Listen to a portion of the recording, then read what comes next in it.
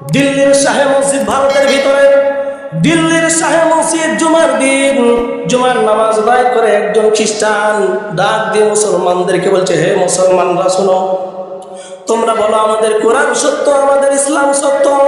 তোমরা বলো যে আমাদের কোরআন সত্য, আমাদের ইসলাম ধর্ম সত্য।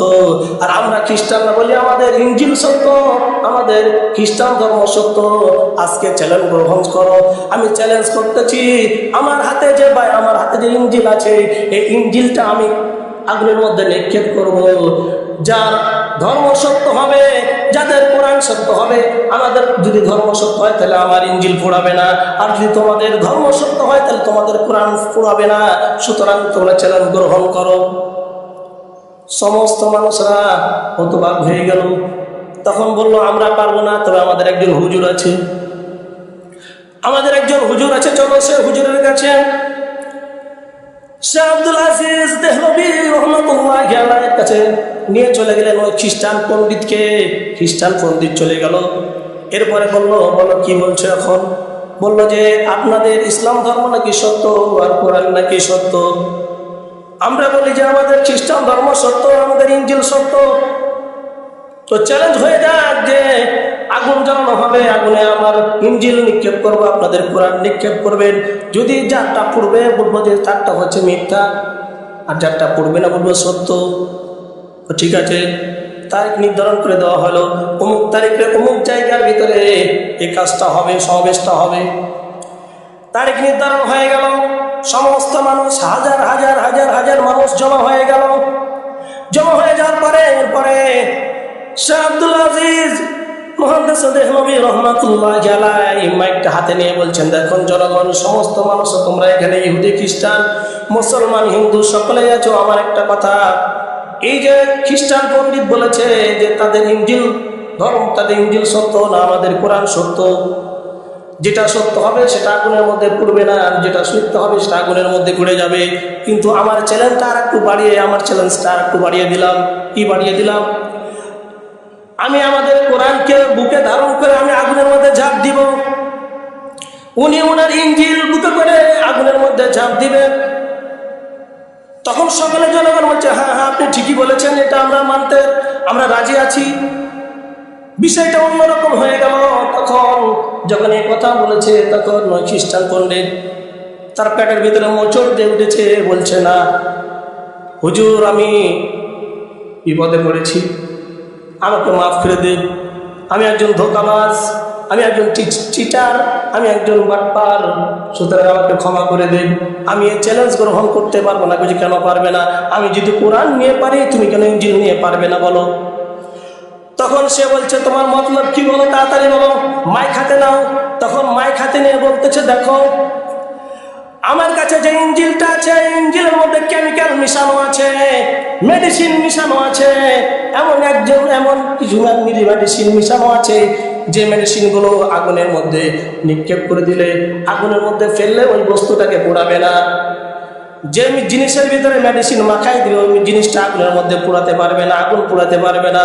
সুতরাং এই ইনজিলের মধ্যে মেডিসিন মিশানো আছে, আমার শরীরে তো মেডিসিন মিশানো নাই, সুতরাং ইনজিল পুড়বে না, কিন্তু আমার শরীর তো আগুন ছাড়বে না, আমি পুড়ে যাব।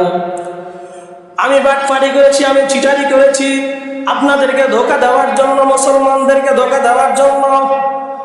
তখন সমস্ত মানুষ বলল যে কি জন্য আমাদেরকে ধোঁকা দিলেন? বলছে, আমি ইনজিল ধর্ম, আমাদের ইনজিল কিতাব এবং খ্রিস্টান ধর্মকে সকলের উপরে উঠানোর জন্য, সত্য ধর্ম বলে সকলকে মানার জন্য আমি এই কাজ করেছিলাম। একথা যখন বললো, আমাকে ক্ষমা করে দিন, সকলে আমাকে ক্ষমা করে দিন, একথা যখন বলেছে, তখন সমস্ত মানুষ, ওখানে 1 না 2 না 20,000 যুবক, খ্রিস্টান যুবক ছিল, সঙ্গে সঙ্গে যখন দেখলো যে তার ভুল স্বীকার করলো, এই ভুল স্বীকার করার কারণে সঙ্গে সঙ্গে 20,000 খ্রিস্টান যুবক কালেমা পড়ে সঙ্গে সঙ্গে মুসলমান হয়ে গেলেন। যারা বলেন সুবহানাল্লাহ।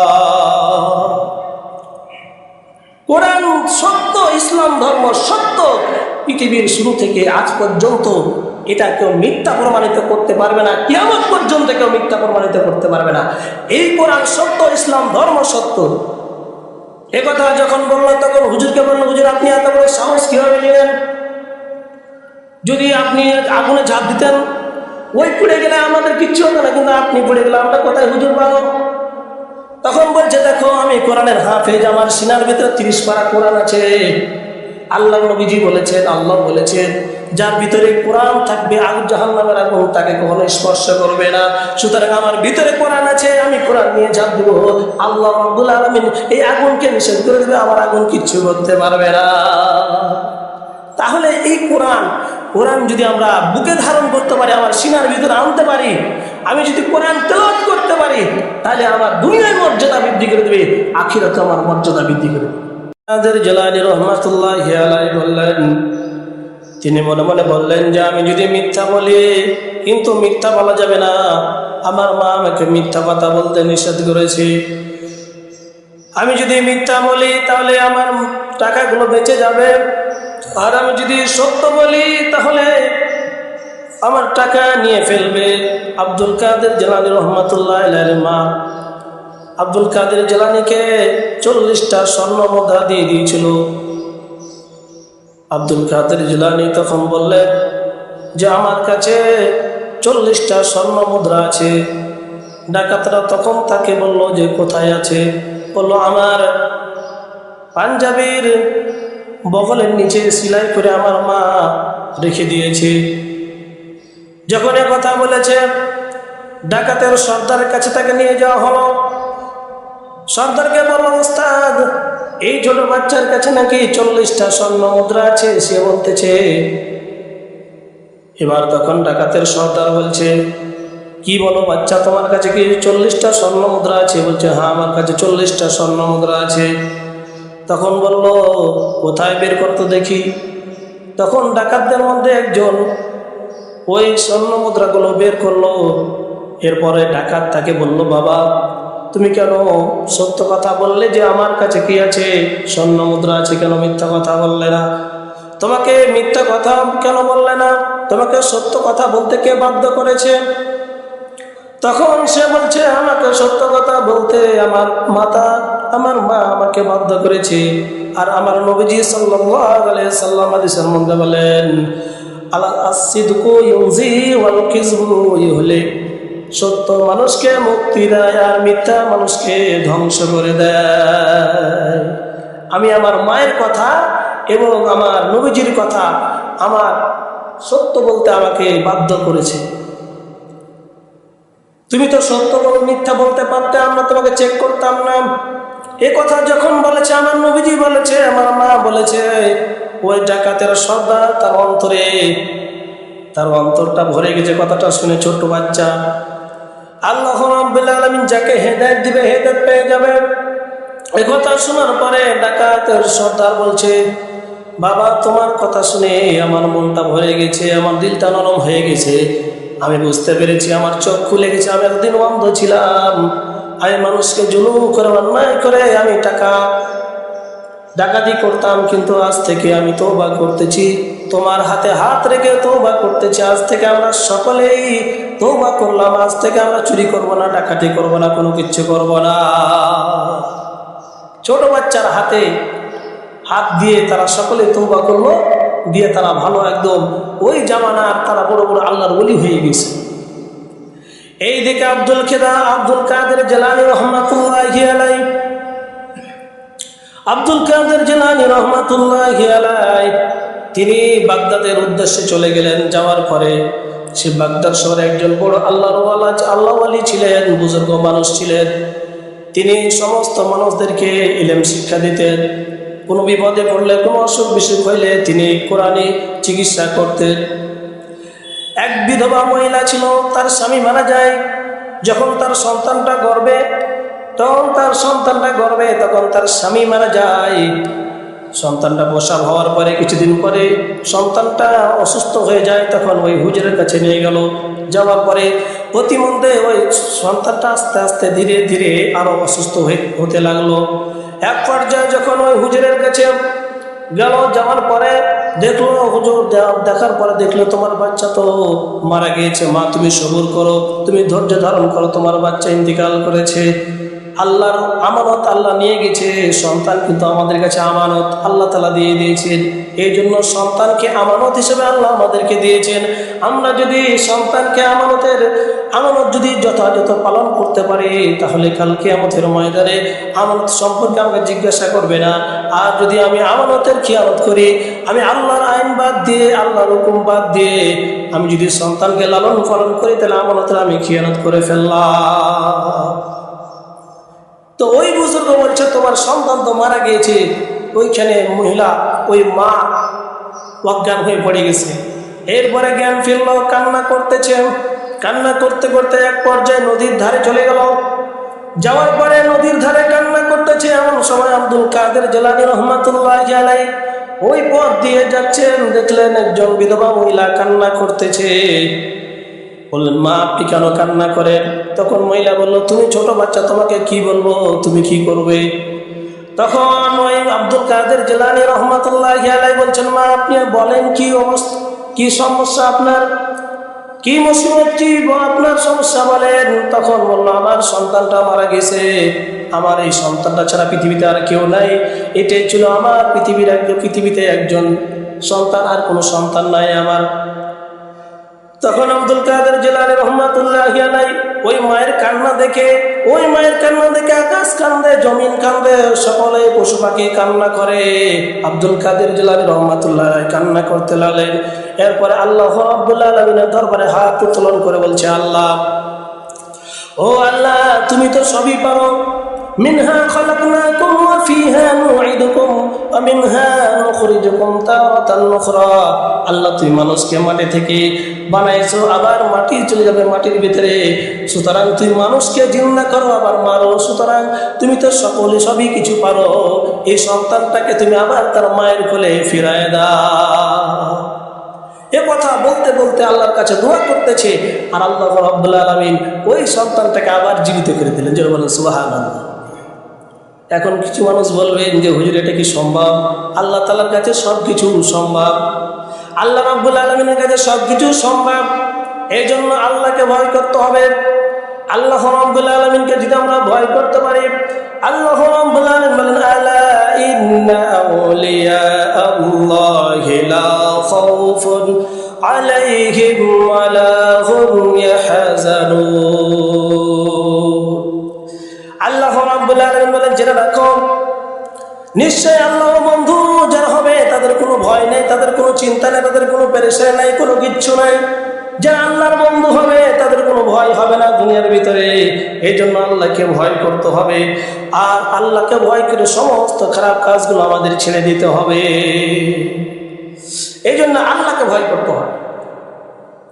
আল্লাহ রাব্বুল আলামিন বলেন, ইয়ারফাইল্লাহুল্লাযীনা আমানু মিনকুম ওয়াল্লাযীনা উতুল ইলমা দারাজাত। আল্লাহ রাব্বুল আলামিন তোমাদের মধ্যে যারা ঈমান এনেছে এবং যাদেরকে ইলম দান করা হয়েছে, আল্লাহ তাদের মর্যাদা বৃদ্ধি করে দিবেন। আল্লাহ তাদের মর্যাদা দান করবেন। যারা ঈমান এনেছে এবং ইলম অর্জন করেছে, আল্লাহ রাব্বুল আলামিন তাদের মর্যাদা বৃদ্ধি করে দিবেন। এর জন্য আল্লাহ, আমরা ঈমান এনেছি, আমরা মুমিন, আমরা মুসলমান। আল্লাহ রাব্বুল আলামিন তার প্রতি আমরা ঈমান এনেছি, আমরা মুসলমান, আমরা ইলম অর্জন করব, কোরআনে ইলম অর্জন করব। কোরআনিক জ্ঞান যদি আমি অর্জন করতে পারি, আমার ভিতরে যদি কোরআন থাকতে পারে, আল্লাহ রাব্বুল আলামিন কোরআনওয়ালা মানুষদেরকে, যারা কোরআন মানবে, কোরআন দিয়ে জীবনযাপন করবে, কোরআন দিয়ে জীবনযাপন করবে, এই সমস্ত মানুষের সম্মান আল্লাহ রাব্বুল আলামিন দুনিয়াতে বৃদ্ধি করে দিবেন, আখিরাতেও বৃদ্ধি করে দিবে। এই জন্য কোরআন আমাদের পড়তে হবে, কোরআন আমাদের ধারণ করতে হবে। কোরআন যদি আমরা পড়তে পারি, আমাদের মর্যাদা আল্লাহ তাআলা বাড়ায় দিবে। কেমন মর্যাদা বাড়াবে? দারুল উলুম দেওবন্দ ভারতের একজন প্রধান শিক্ষক, তার নাম হচ্ছে কারি তৈয়ব রহমাতুল্লাহি আলাইহি। তিনি তার অফিসে বসা আছে, এমন সময় ঘোষণা হলো মাইকে যে একজন লোক মারা গিয়েছে। লোকটা যখন মারা গেল, মারা যাওয়ার পরে তাকে দাফন কাফন করা হলো। দাফন কাফন করার কিছুক্ষণের পরে তার কবর থেকে পুরা এলাকায় সুঘ্রাণ শুরু হয়ে গেল। তার কবর থেকে এমন সুঘ্রাণ বের হচ্ছে, পুরা এলাকা সুঘ্রাণ হয়ে গেল। শুধু সুঘ্রাণ না, পুরা এলাকা আলোকিত হয়ে গেল। ওই যে তখন দারুল উলুম দেওবন্দের প্রধান শিক্ষক কারি তৈয়ব রহমাতুল্লাহি আলাইহি চলে গেলেন ওই মহিলার বাসার ভিতরে। তার স্ত্রীকে জিজ্ঞাসা করলেন, মা, আপনার স্বামী কি আমল করতো যে কারণে কবর থেকে দাফন করার সঙ্গে সঙ্গে কবর থেকে কি হয়, সুঘ্রাণ বের হচ্ছে? কি আমল করত, কি কাজ করত, কি ইবাদত করত? তখন মহিলাটা বলল, আমার স্বামী একজন ছিল কৃষক, আমার স্বামী অত্যন্ত গরিব, দিন আনে দিন খায়। আমার স্বামী হালাল খেত, আমাদের সংসারটা ছোট, কিন্তু আমার স্বামী সবসময় হালাল খাবার খেত, হালাল উপার্জন করত, কখনো হারাম খাবার খেত না, হারাম উপার্জন করত না। আর 5 ওয়াক্ত নামাজ পড়ত এবং প্রতিদিন ফজরের পরে কোরআন নিয়ে বসতেন এবং কোরআনটা নিয়ে বসতেন আর কান্না করতেন। কি কান্না করতেন? কিন্তু আমার স্বামীটা কিন্তু কোরআন পড়তে জানতো না। কোরআন নিয়ে বসতেন কিন্তু আমার স্বামী কোরআন পড়তে জানতো না। আমার স্বামী কোরআন পড়তে জানতো না, কিন্তু কোরআন নিয়ে বসতো আর কান্না করতো। আর প্রতিটি লাইনে লাইনে আঙ্গুল দিয়ে বলতো, আল্লাহ তুমি এই লাইনে যা বলছো সবই সত্য বলেছো, আমি বিশ্বাস করি। এইভাবে কান্না করতো। তখন কারি তৈয়ব রহমাতুল্লাহি আলাইহি কোরআনটা তাকের উপর থেকে পড়ার পরে দেখলো, কোরআনটা যখন খুলে দেখলো, কি দেখলো? কোরআনের ভিতরে দেখলো, কোরআনের ভিতরে প্রতিটি লাইনের নিচে নিচে আঙ্গুলের ছাপ পড়ে আছে, আঙ্গুলের দাগ পড়ে আছে, আর চোখের পানির ফোঁটাগুলো এখনো দাগ পড়ে আছে কোরআনের ভিতরে।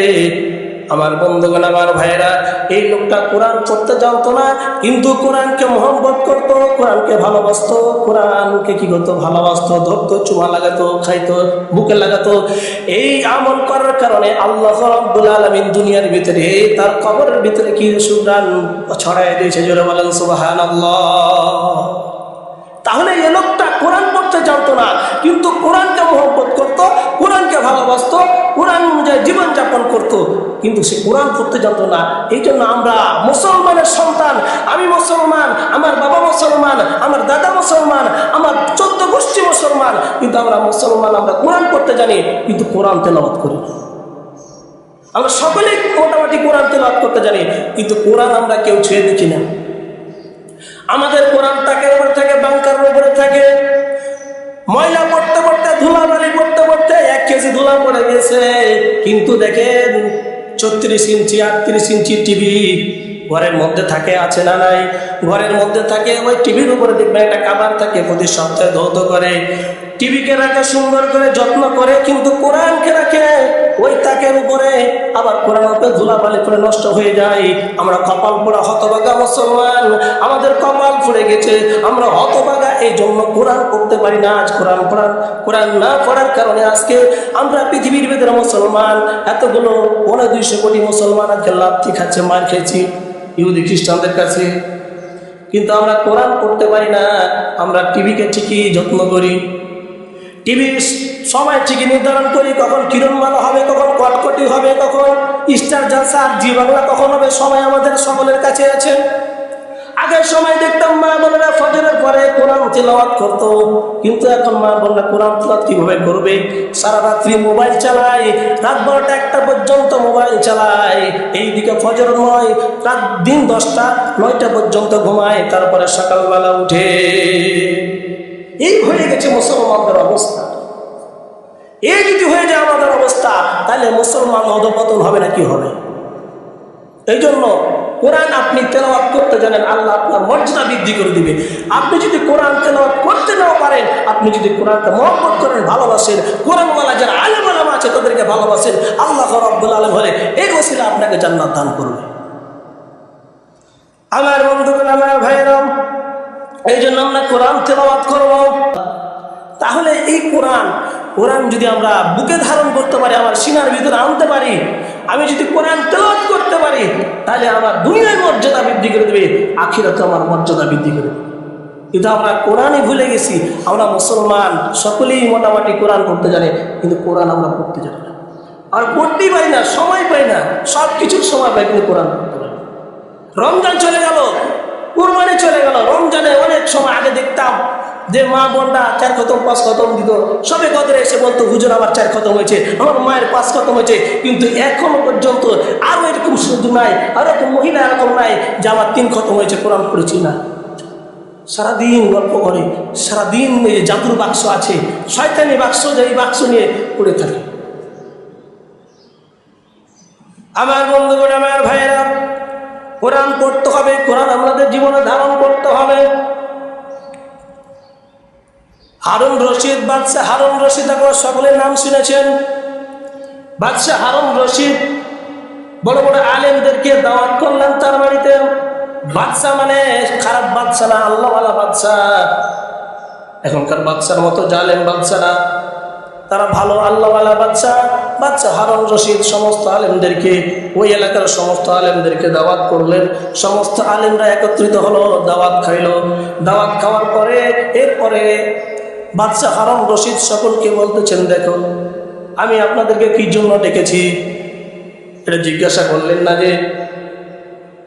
তখন তারা বললে, আপনি আমাদেরকে কি জন্য ডেকেছেন?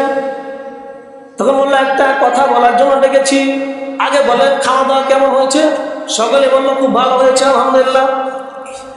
খাওয়া দাওয়া ভালো হয়েছে, তাহলে কি জন্য ডেকেছেন বলেন? তখন বললে, দেখেন আমি আপনাদেরকে জেনে ডাকেছি একটা মাসালা জিজ্ঞাসা করার জন্য, একটা ফতোয়া নেওয়ার জন্য। কি ফতোয়া বলেন?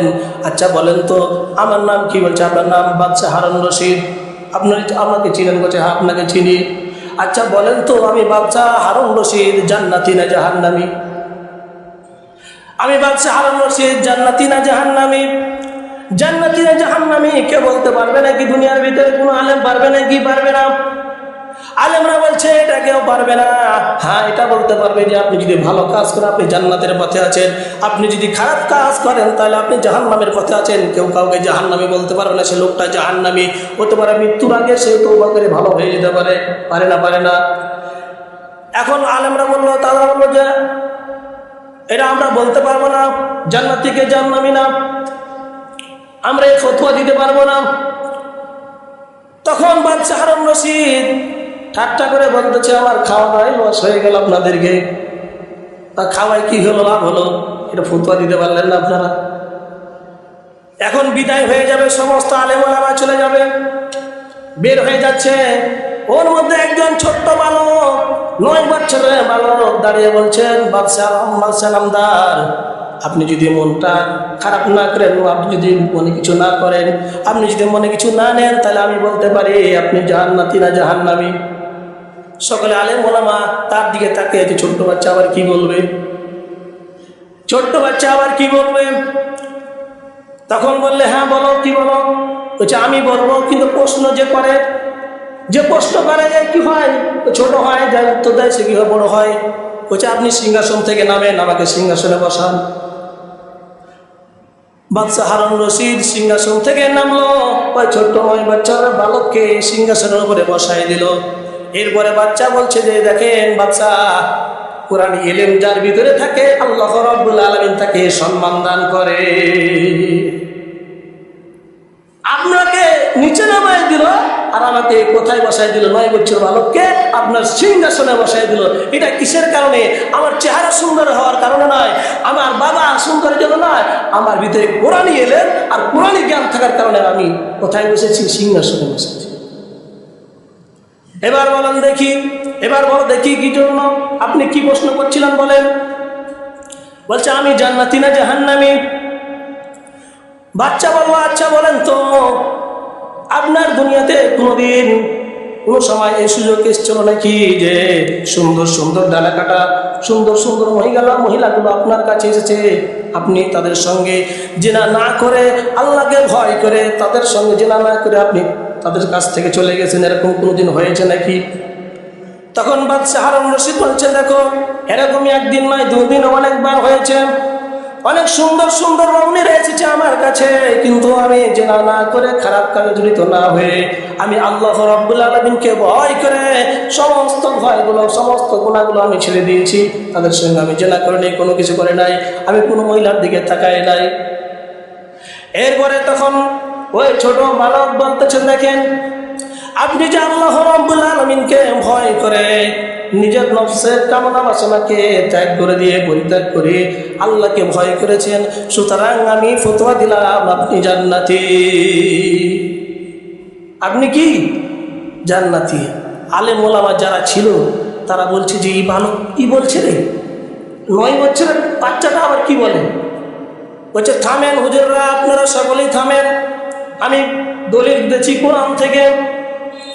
আল্লাহ রাব্বুল আলামিন বলেন, ওয়া আম্মা মান খাফা মাকামা রাব্বিহি ওয়া নাহান নাফসা আনিল হাওয়া ফাইন্নাল জান্নাতা হিয়াল মাওয়া। আল্লাহ রাব্বুল আলামিন বলেন, যে ব্যক্তি নিজের রবের সামনে দাঁড়ানোকে ভয় করে, এই ভয় করে নিজের নফসের কামনা বাসনাকে ত্যাগ করে পরিত্যাগ করে, যে ব্যক্তি নিজের নাম কামনা বাসনাকে পরিত্যাগ করে, আল্লাহ রাব্বুল আলামিন বলছে ফাইনাল জান্নাতা হিয়াল মাওয়া, এই ব্যক্তি হয়ে যাবে, তার ঠিকানা হয়ে যাবে জান্নাতুল মাওয়া। যারা বলেন সুবহানাল্লাহ। আলেম ওলামা বলছি এই ছোট বাচ্চা তো ঠিকই বলেছে, তাইলে কি আমাদের চাইতে তার যোগ্যতা বেশি? খোঁজ নাও, তার ব্যাকগ্রাউন্ড চেক করো এটাকে।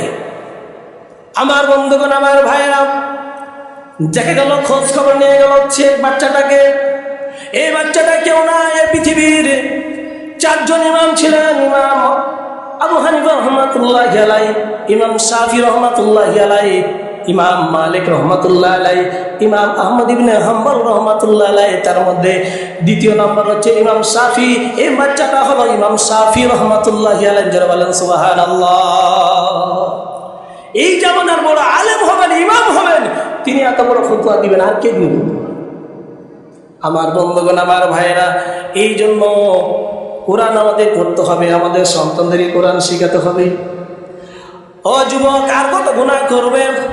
যুবক গুনাহ করতে করতে আজকে বাড়ির ভিতরে গুনাহ, ছেলে গুনাহ করে, জেনার গুনাহ করে, মেয়ে জেনার গুনাহ করে, বাবা জেনার গুনাহ করে, মা জেনার গুনাহ করে, সকলেই রাত্রিবেলা সকলেই নিজের নিজের মোবাইল নিয়ে কবিরা গুনাহ করা শুরু করে। আর কত গুনাহ করবে? ও যুবক, তোমাদের মতো যুবক রাস্তার মধ্যে অ্যাক্সিডেন্ট হয়, তোমাদের মতো যুবক দেখো পানির মধ্যে পড়ে ডুবে মারা যায়, তোমাদের মতো যুবক খালি যুবকের লাশ, যেদিকে তাকায় খালি যুবকের লাশ, সব দিকে যুবকের লাশ। আর কত গুনাহ করলে তোমার মনে শান্তি আসবে, তোমার মনে প্রশান্তি আসবে? গুনাহ ছেড়ে দাও, গুনাহ ছেড়ে দিয়ে আল্লাহ রাব্বুল আলামিনকে ভয় করো। আল্লাহ রাব্বুল আলামিনকে যদি বন্ধু বানাতে পারো, আল্লাহ রাব্বুল আলামিন বলেন লা খাউফুন ওয়ালা হুম ইয়াহজানুন, লা খাউফুন আলাইহিম ওয়ালা হুম ইয়াহজানুন। তোমাদের কোনো ভয় থাকবে না, তোমাদের কোনো চিন্তা থাকবে না। কিন্তু আজকে আমাদের যুব সমাজ ধ্বংস হয়ে যাচ্ছে। মাদক দ্রব্য নেশা দ্রব্য সেবন করতে করতে কঙ্কালের মতো হয়ে যাচ্ছে, দেখতে মনে হচ্ছে বান্দারের মতো হয়ে গেছে চেহারাটা। কি জন্য?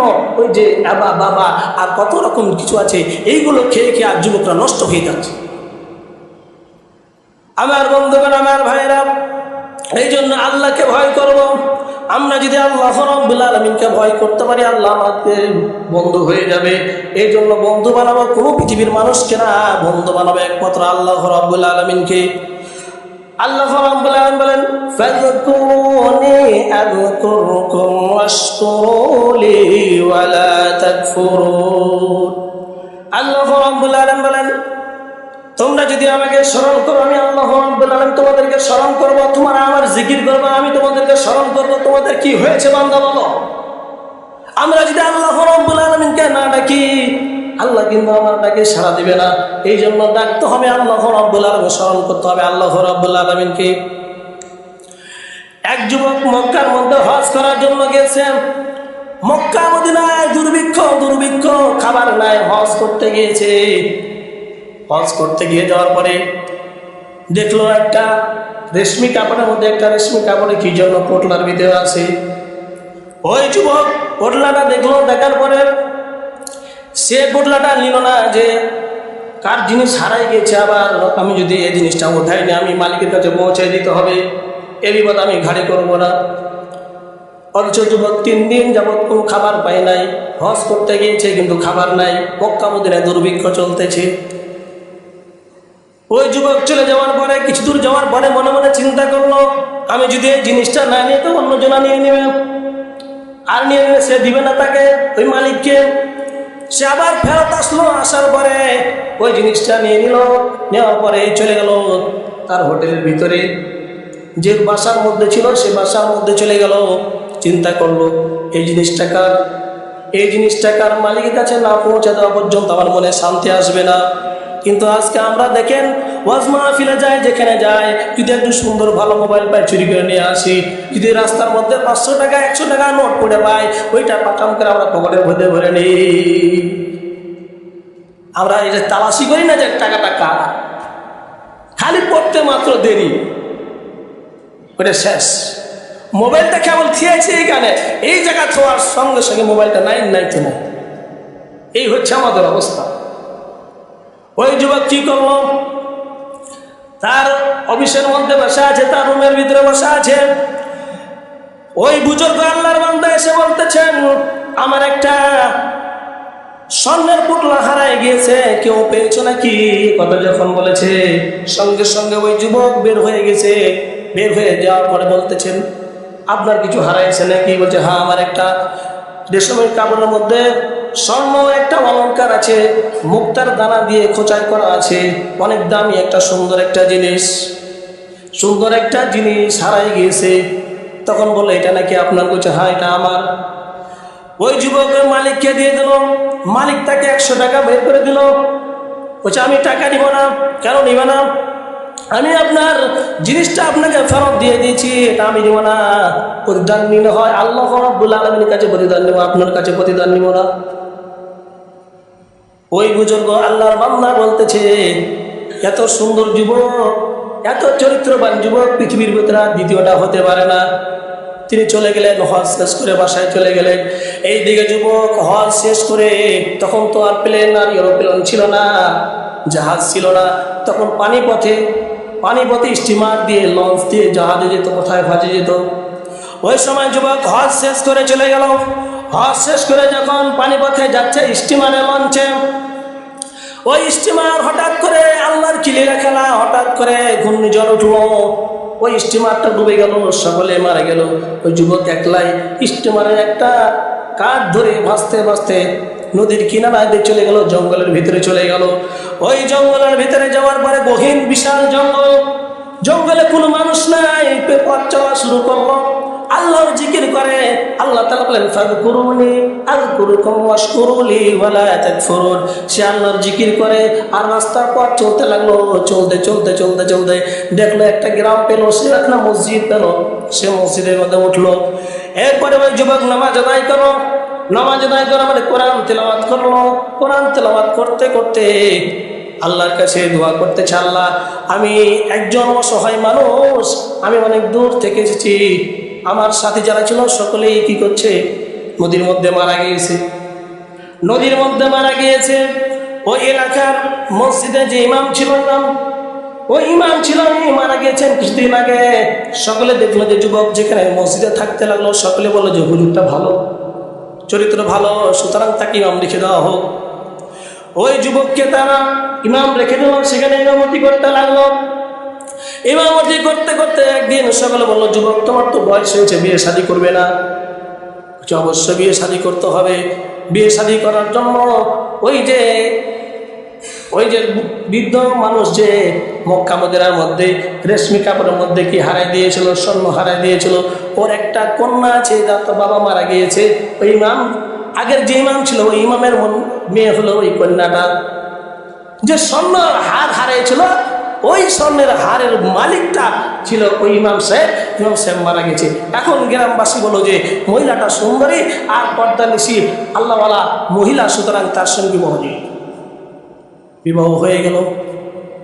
রাত্রিবেলা বাসর রাত্রে স্ত্রী গেছে, স্বামী স্ত্রীর চেহারার দিকে না তাকায়, খালি ওই অলঙ্কারের দিকে তাকায়, কানের দুলের দিকে তাকায়, নাকের ফুলের দিকে তাকায়, গলার হারের দিকে তাকায়। মহিলা মনে মনে চিন্তা করে এ আবার কোন যুবক রে বাবা, আমার চেহারার দিকে না তাকায় যে আমার স্বর্ণের দিকে, এত মতলব খারাপ। মহিলা যখন কথা বলেছে, যুবককে বলছে আল্লাহর বান্দা তুমি আমার চেহারার দিকে না তাকাইয়া, আজকে বাসর রাত তুমি আমার চেহারার দিকে না তাকাইয়া তুমি আমার অলঙ্কারের দিকে তাকাও। তখন বললো, আমি আল্লাহর কুদরত দেখতেছি। কি আল্লাহর কুদরত আমাকে খুলে বলো।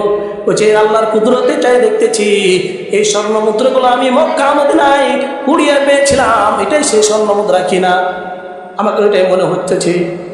তখন মহিলা বলল, হ্যাঁ আমার বাবা, আমি সহ হজে গিয়েছিলাম, আমার বাবা এই স্বর্ণর অলঙ্কারটা হারটা হারাই দিয়েছিল, কিন্তু একজন আল্লাহর ওয়ালা যুবক এই স্বর্ণের অলঙ্কারটা ফিরাই দিয়েছিল।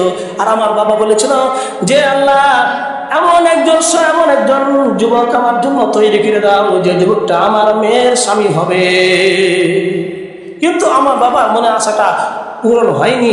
ওই যুবকটা যদি আমি পেতাম তাহলে আমার মেয়ের কি বানাতাম, জামাই বানাইতাম।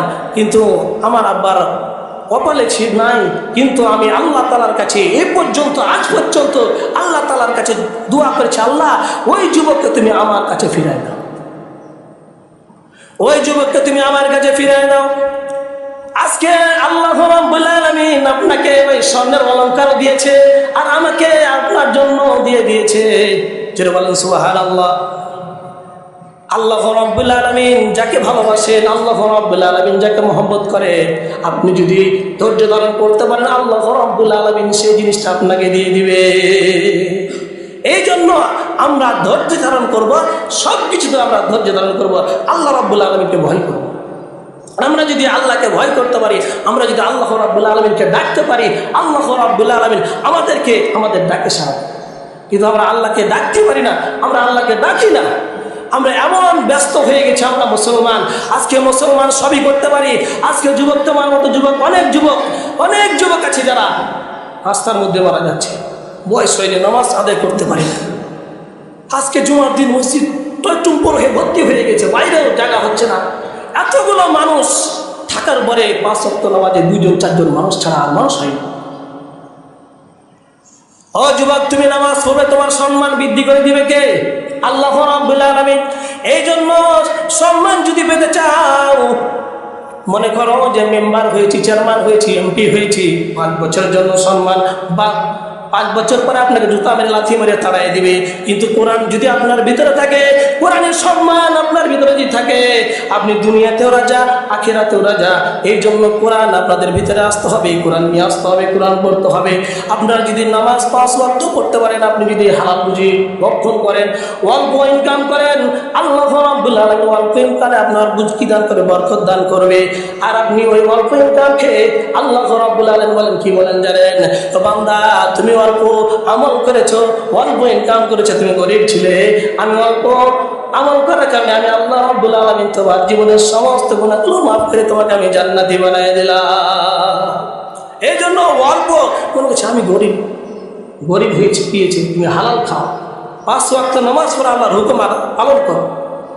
আমি আপনি যদি আল্লাহর হুকুম ঠিক মতো পালন করি, আল্লাহ রাব্বুল আলামিন দেখবেন আমার সম্মান মর্যাদা বৃদ্ধি করে দিবে। হালালের মধ্যে বরকত আছে, হারামে কোনো বরকত নাই। আপনি যতই গাড়ি টাকার মালিক হন, একদিন শেষ হয়ে যাবে। কিন্তু হালাল যদি ভক্ষণ করতে পারেন, আপনার এর মধ্যে বরকত আছে। মুসলমান, আজকে মুসলমানরা পৃথিবীর মধ্যে পুরা বিশ্বের মুসলমান মায়ের খাচ্ছে। তবে আল্লাহর লীলা খেলা শুরু হয়ে গেছে। এই ইসরায়েল ফিলিস্তিনদের মারা শুরু করছে, অনেকদিন থেকে মারতেছে। আর 76 বছর থেকে মারছে ফিলিস্তিন। সকল মুসলমান রাষ্ট্রগুলো তাকায় আছে, সকল মুসলমান রাষ্ট্রগুলো দেখতেছে। মুনাফিক মার্কা সমস্ত মুসলমান রাষ্ট্রগুলো দেখতেছে। ইসরায়েল মারে ফিলিস্তিনকে, সকলে তাকিয়ে আছে নিজের স্বার্থের কারণে। ভাইকে মারতেছে নিজের স্বার্থের কারণে।